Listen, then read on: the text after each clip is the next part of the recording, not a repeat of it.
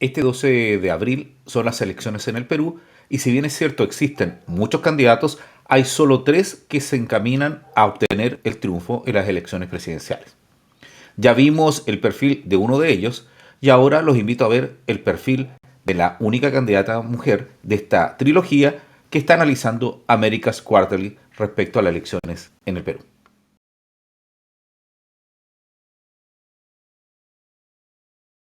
Bueno, ya estábamos avanzando en la cercanía del proceso eleccionario presidencial del Perú, que es este día domingo. Recuerden que como no conocemos el historial de todos los candidatos del Perú, porque no vivimos allá, estuvimos buscando algún resumen que nos pudiera explicar un poco cuál era el perfil y encontramos esta información de America's Quarterly, que es de Richard Brown del 24 de febrero, actualizado hace muy poquito hasta el 7 de abril, donde se da un perfil de los tres posibles candidatos que tienen hasta el momento, según esta publicación, la mayor posibilidad de ganar esta elección. Ya vimos en el primer perfil a Carlos Álvarez y ahora les quiero mostrar el perfil de Keiko Fujimori. Recuerden que la publicación lo que hace también es entrevistar a expertos para desarrollar una suerte de diagrama que posibilite el poder ubicar a estos candidatos en un espectro entre su posición en materia económica y también su liderazgo, si va a ser personalista o institucional. Entonces recuerden que vamos a ver ese cuadro, ese diagrama que ya lo vimos en el caso de Carlos Álvarez. Bueno, vamos a Keiko Fujimori, que por lo menos a los chilenos nos suena mucho más que Álvarez. Ella tiene 50 años, es miembro del Congreso, presidente del partido Fuerza Popular. ¿Qué dice la publicación? Se las comparto. Señala lo siguiente. ¿Cómo llegó aquí? Keiko Fujimori es hija del presidente Alberto Fujimori, que gobernó entre 1990 y el 2000. Fue primera dama durante la mayor parte de su presidencia. Eso llamaba mucho la atención, ¿eh? Porque ella era como muy jovencita y se acompañaba por su padre. Ha liderado su bloque político del 2010 y representó a uno de los distritos de Lima en el Congreso entre 2006 y 2011. Fujimori se postuló a la presidencia en 2011, 2016 y 2021. No es el único candidato a nivel latinoamericano que ha intentado llegar a la presidencia después de muchos intentos. Históricamente en Chile siempre recuerdan al presidente Allende, pero también, por ejemplo, el actual presidente Kast es su tercera intentona con la cual logró ser elegido presidente en Chile. Son varios, ¿eh? Son varios los que han tratado de ser candidatos varias veces. Bueno, se dice que la última vez perdió por un estrecho margen en la segunda vuelta en cada ocasión. O sea, varias veces llegó segundo, entonces pensé que se había alejado un poquito de esto, pero tenía una performance muy importante en las elecciones. Bueno, ¿por qué podría ganar? Bueno, Fujimori goza de gran conocimiento político y público y la memoria colectiva de su padre falleció en 2024 ha evolucionado. Una de las críticas que se le hacía con respecto a esto es que qué sucedía si ella llegaba al poder a ser presidente si su padre hubiera estado vivo. Muchos dirían, bueno, podría haber sido el gobierno en las sombras de Alberto Fujimori, pero ya es una persona mayor que tiene su trayectoria y por lo tanto han cambiado los tiempos y ahora, lamentablemente para ella, con el fallecimiento de su padre, puede tener un camino político más independiente.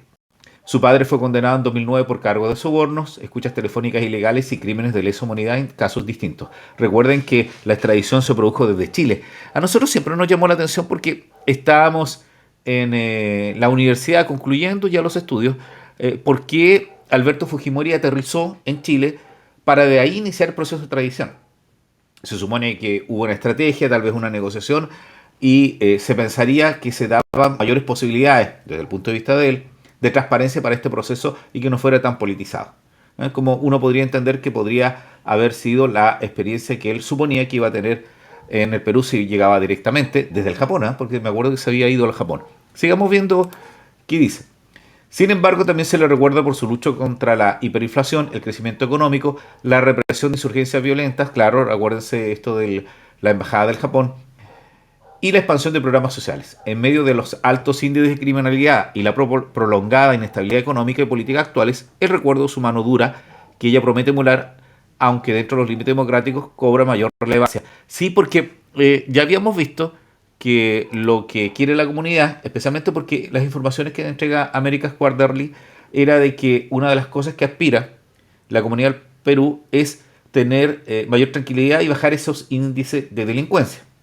Entendamos que también ha cambiado la posición en muchos de nuestros países debido al costo de la vida producto de la guerra, pero sigue siendo la inseguridad principalmente producto de las nuevas oleadas de delincuentes que han ido ingresando a los países y ahora también los delincuentes locales están adquiriendo mañas nuevas, ¿cierto? Ha producido esto. También por la expansión de grupos delincuenciales que ya se toman casi todo el continente. Entonces la gente quiere tranquilidad y el recuerdo podría ser, Fujimori nos suena a un presidente que pudo combatir al terrorismo y por lo tanto la hija podrá hacerlo también con lo que es hoy en día los grupos delincuenciales. Eso supongo yo que pensará la mayoría. No sé qué piensan ustedes con respecto a eso. Pero también American dice que ¿por qué podría perder? Veamos qué es lo que señala esta publicación. A ver si lo comparten ustedes.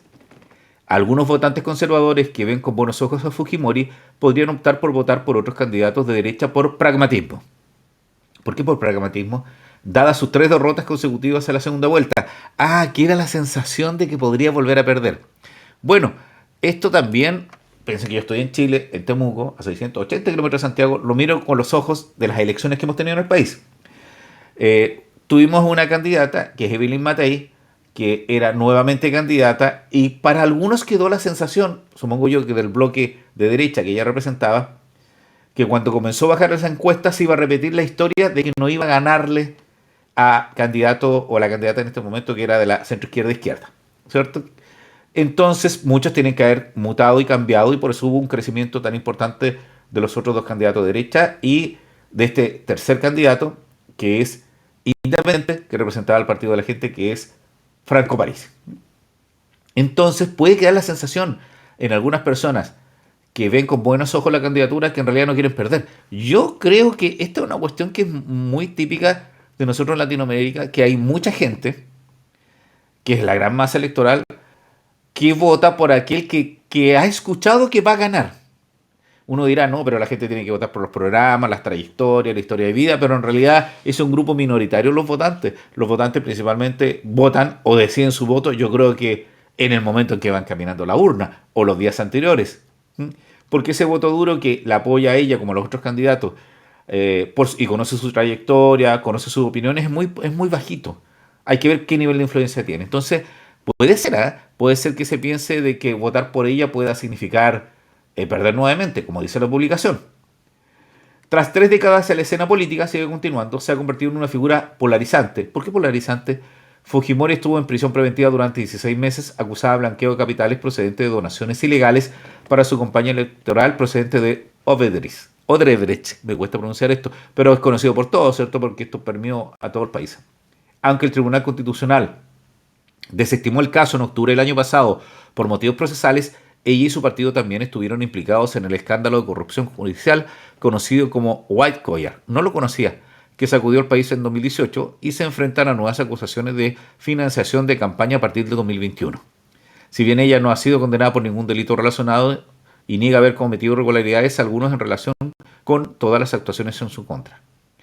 Entonces está como, podríamos decir, un poquito manchada la trayectoria de los últimos años producto de este escándalo de White Collar. Yo recuerdo lo del reloj de la expresidenta, pero el collar blanco, ¿de qué sería esto? ¿Tiene algo que ver con algún aporte? Porque dice que estuvieron implicados en un escándalo de corrupción judicial. No lo sé. ¿Alguien me podría comentar? No lo recuerdo porque en realidad no había visto esa noticia. ¿Quién la apoya? Prometiendo continuar el legado de su padre, Fujimori cuenta con una sólida base de apoyo. Claro, porque efectivamente lo que les decía yo, que era el déficit que tiene el otro candidato, desde afuera lo veo, es que no tiene la estructura partidista ni este reconocimiento al apellido, súper importante. Recordemos, por ejemplo, que el presidente Eduardo Frei Ruiz Tagle tiene el mismo nombre de su padre, que es un presidente que para una generación es muy importante y muy reconocido a nivel histórico, y por lo tanto Eduardo Frei le sonaba a esos presidentes, a los candidatos a los votantes le recordaba eso a ese presidente y ese candidato, hacían el símil. Supongo que muchos votarán por Fujimori, ¿cierto? Por el apellido. Goza de especial popularidad en algunas de las zonas más pobres de Lima y sus alrededores, entre quienes se beneficiaron de la expansión de los programas sociales impulsados por su padre. Y en el norte de Perú, entre quienes recuerdan la atenta respuesta de su padre ante las devastadoras inundaciones del Niño 1998. Oye, no recuerdo eso. Sí recuerdo que en Chile afectó mucho. Fuerza Popular ostenta el mayor bloque en el Congreso, es decir, tiene un alto apoyo parlamentario y muchos la perciben como más como una política astuta que como una populista, lo que podría resultar atractivo para los votantes que buscan estabilidad. Ah, ya bien. Es decir, que podríamos decir que hay votantes que dicen, oye, vamos a la segura una persona que va a poder gobernar, que va a poder manejar toda la fauna política del Perú a través de todos los partidos que existen, esta fragmentación, y necesitamos a alguien que pueda hacer esto para los tiempos convulsos que hay. También hay que recordar de que es muy importante esto de cómo puede ella tener un copamiento territorial. O sea, ella lo tiene que haber hecho, porque la elección es la votación en unos pocos días más. Y por lo tanto, ayuda al tener un partido y también un conocimiento. Y si ella fue candidata ya más de 2 veces, tiene un conocimiento del territorio, se supone que ha recorrido el país. ¿Qué haría ella? Fujimori se ha comprometido a desplegar tropas, inteligencia militar y otras unidades de las Fuerzas Armadas para combatir la violencia callejera y el crimen organizado, muy parecido en todos los países de Latinoamérica. Ya no damos abasto con la policía, en este caso en carabineros, sino que se necesita un apoyo en algunas zonas. También ha declarado que pondría temporalmente el ejército al frente del sistema penitenciario para reformarlo por completo.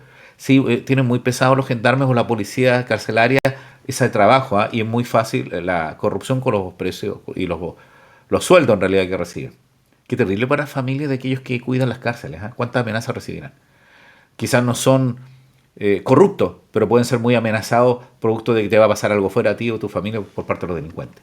Además, Fujimori prometió destinar más fondos a la asistencia de niños y ancianos y liberar recursos exigiendo que los reclusos condenados por delitos graves trabajen. Se está volviendo esto trabajo forzado, ¿no? Con algunas modalidades donde esos trabajadores generen ingresos y puedan mantenerlo, o sea, no que trabajen gratis.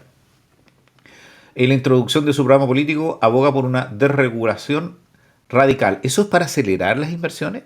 Y bueno, y fíjense que en este diagrama como ideológico y político, ella se encuentra un poquito más arriba en el personalismo y también a la derecha en lo que corresponde a economía.